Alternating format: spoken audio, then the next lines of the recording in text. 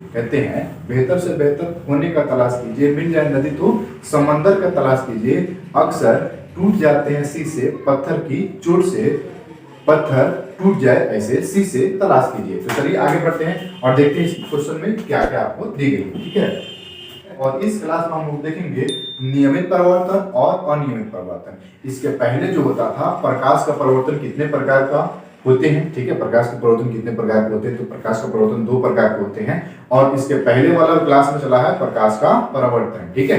अब हम लोग देखेंगे प्रकाश का परिवर्तन जो होते हैं वो 2 प्रकार के होते हैं, एक होता है नियमित परिवर्तन, एक अनियमित परिवर्तन, तो उसको हम लोग देखेंगे। और चलिए देखते हैं इसका डिफिनेशन क्या है, ठीक है। पहला जो है वो हमारा है नियमित परावर्तन, ठीक है। तो नियमित परावर्तन का डिफिनेशन क्या होगा, चलिए देखिए। नियमित परावर्तन जब प्रकाश की किरणें चिकनी और चमकीली सतह पर पड़ती है तो नियमित रूप से परिवर्तित हो जाती है और ऐसे परिवर्तन को ही नियमित परिवर्तन कहा जाता है, ठीक है। जैसे मान लीजिए आप कोई आईना ले लीजिए शीशा और उसके ऊपर एक टर्च जलाइए और देखिए आपके सामने जो है वो दिखेगा कि टर्च का जो भी आपका प्रकाश है ना वो कुछ जगह से मुड़ना शुरू हो जाएगा, एक बिंदु पे पड़ेगा और वहां से फिर मुड़ना शुरू हो जाएगा, यानी कि लगातार वह ऐसे दिखाते रहेगा, उसको करते रहेगा, उसको हम कहेंगे नियमित परावर्तन, ठीक है।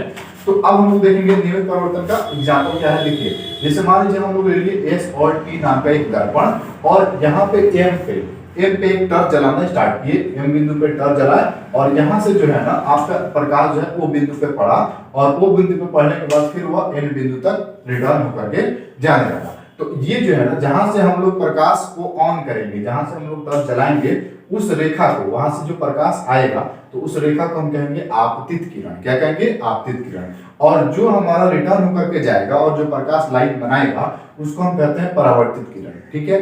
अब इन दोनों लाइनों के बीच में प्रकाश दोनों तरफ से प्रकाश है, अब इन दोनों के बीच में एक हम जो है लंब डालेंगे, ठीक है। और इस लंब जब इसे ही आप डालिएगा तो एक कोण इधर बनेगा आई और एक कोण बनेगा इधर आपका आर, ठीक है। अब आते हैं हम लोग 2 नंबर में। 2 नंबर में हम लोग को दी गई है जो है वो हमारा है अनियमित परावर्तन। तो अनियमित परावर्तन किसको कहते हैं, जैसे मान लीजिए छोटे छोटे शीशे को टुकड़े को इकट्ठा कीजिए, उसको एक जगह पे रखिए, ठीक है, एक जगह पे रखिए, उसके ऊपर आप टॉर्च यदि जलाते हैं तो वो अलग अलग दिशा में वो अपना प्रकाश जो है वो इनसाइड करना शुरू हो जाएगा, ठीक है, जिसको हम कहते हैं अनियमित परावर्तन, ठीक है। अनियमित परावर्तन जब प्रकाश की किरणें रुखड़ी और चमकीली सतह पर पड़ती है तो अनियमित रूप से परावर्तित हो जाती है, यानी कि इधर उधर चलने लगती है, ठीक है, तो उसे अनियमित परावर्तन कहा जाता है। आपको एक एग्जांपल दिया गया, जैसे मान लीजिए इस तरह से हमारा प्लास्टिक जो था वो पहले सीधा था, अब उसको हम क्या किए, मोड़ दिया और फिर उसको सीधा करेंगे तो कुछ इस टाइप से बन जाएगा। अब इसके ऊपर यदि आप प्रकाश डालिएगा ना तो एक लाइट इधर भागेगा, इधर भागेगा, इधर भागेगा, इधर, सब जो है अलग अलग दिशा में चलनी शुरू हो जाएगी, ठीक है। तो उसको हम कहते हैं अनियमित परावर्तन। अब बढ़ते हम लोग आगे। इसके पहले जो क्वेश्चन चला था वो क्वेश्चन आप लोगों को चला हुआ था 13 नंबर तक अगले वीडियो में, ठीक है। अब इससे हम स्टार्ट कर रहे हैं यहाँ से 14 नंबर से, और 14 नंबर में क्वेश्चन है प्रकाश के परावर्तन के नियम को बताएं, ठीक है। तो अभी हम लोग देख रहे हैं नियमित परावर्तन और एक देख रहे हैं अनियमित परावर्तन। लेकिन नियमित परावर्तन में देखें हम लोग कि जैसे ही हम लोग प्रकाश की किरण जो आपतित होती है उस मिरर पे या फिर शीशा पे तो आपतित होती है तो फिर रिटर्न होकर के जाती है, तो आपतित जो होती है उसको कहते हैं आपतित किरण और जो रिटर्न होकर के जाती है उसको कहते हैं परावर्तित किरण। तो जब सही आपतित किरण और परावर्तित किरण के बीच में एक अभिलंब डालते हैं या फिर लंब डालते हैं तो वहां पे 2 कोण बन जाता है, एक बनता है आई और एक बनता है आर। तो इसी नियम को हम लोग को इसमें दिखानी है प्रकाश के परावर्तन के नियम के रूप में, ठीक है। तो चलिए आगे बढ़ते हैं। देखिए फिर से हम लोग क्या किए, एस और टी नाम का एक दर्पण लिए, उसमें फिर एम बिंदु से एक टॉर्च को जलाए, वो बिंदु पे प्रकाश पड़ा और फिर यहाँ से रिटर्न होकर के एन बिंदु तक चला गया और बीच में हम लोग डाल दिए एक अभिलंब, ठीक है, लंब कहिए फिर अभिलंब कहिए, कोई दिक्कत। चलिए तो जो हमारा प्रकाश जो इनसाइड होगा उस मिरर पे उसको हम कहते हैं आपतित किरण। लेकिन अब देखिए यहाँ पे अभिलंब और आपतित किरण के बीच में एक कोण बन रहा है जिसको हम कहते हैं आई, ठीक है। उसी तरह से अभिलंब और परावर्तित किरण के बीच में एक कोण बनता है आर, ठीक है। तो आपतित किरण और परावर्तित किरण के बीच में 2 कोण बनती है, एक बनता है आई जिसको हम कहते हैं आपतन कोण और एक बनता है आर जिसको हम कहते हैं परावर्तन कोण, ठीक है। तो यहाँ पे इस लाइन को हम कहेंगे अभिलंब और इस कोण को कहेंगे परावर्तन कोण और इस कोण को देखिए इसको आई कोण को हम कहेंगे नाम दे देंगे आपतित कोण, ठीक है। अब आगे बढ़ते हैं, इसमें लिखा गया है, इसका जो भी डिफिनेशन है वो लिखा गया है यहाँ पे, जहां O और M क्या है, आपतित किरण है, O और N जो है वो परावर्तित किरण है, ठीक है।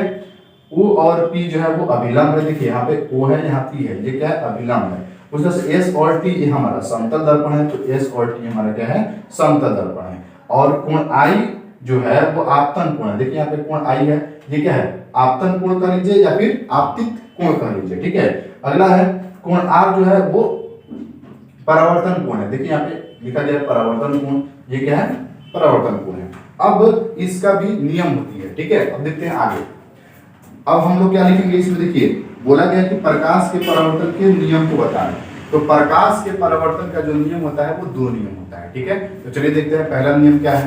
पहला नियम कहता है कि आपतन कोण एवं परावर्तन कोण आपस में बराबर होते हैं, यानी कि जो भी हमारा यहाँ पे कोण बनेगा, कोण I और कोण R जो होगा वो आपस में क्या होंगे, बराबर होंगे। तो यहाँ पे लिखा गया है कोण I बराबर कोण R, ठीक है।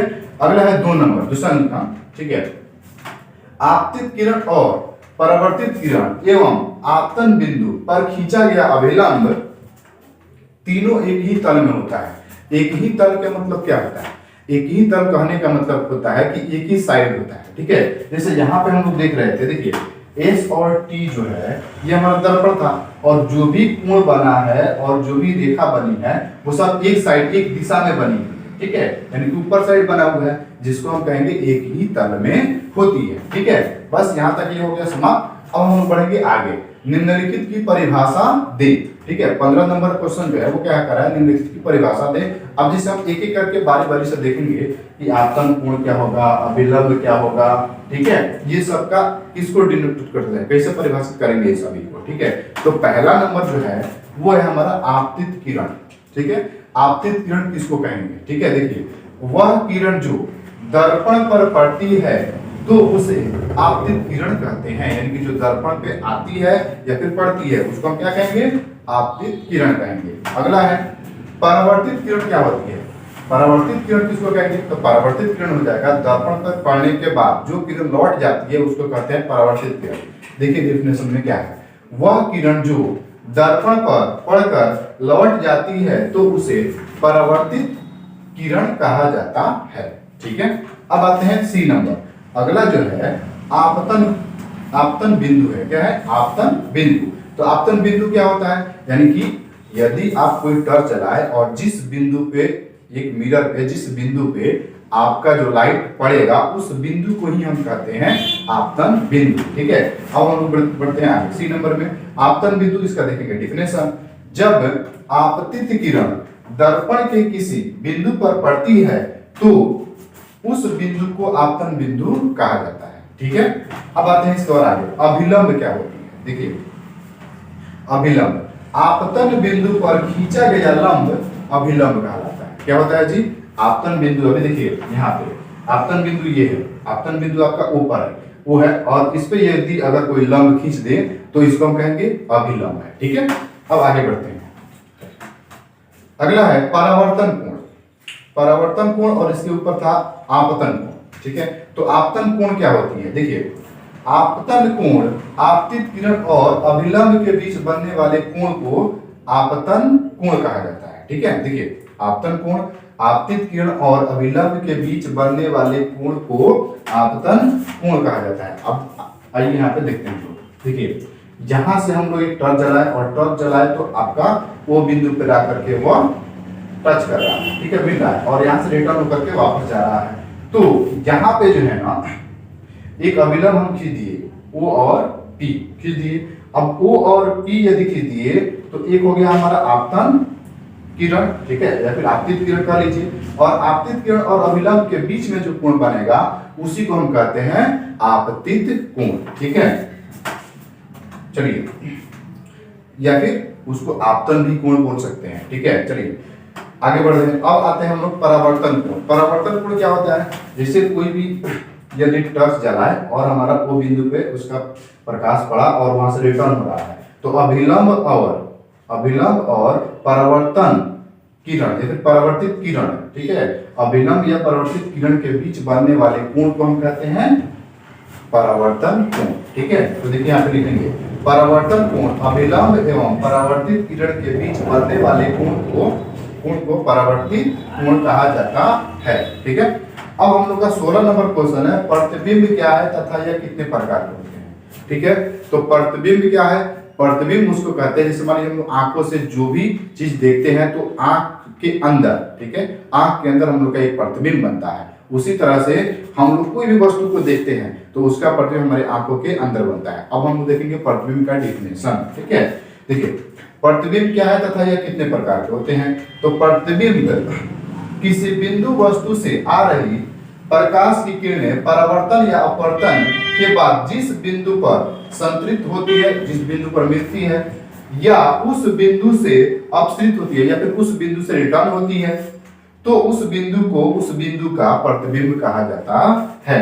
ठीक है, और प्रतिबिंब दो प्रकार के होते हैं। ठीक है, कौन कौन देखिए जी, प्रतिबिंब मुख्यतः दो प्रकार के होते हैं, एक होता है काल्पनिक प्रतिबिंब और एक होता है वास्तविक प्रतिबिंब। ठीक है, तो प्रतिबिंब के बारे में आप लोग देख लिए।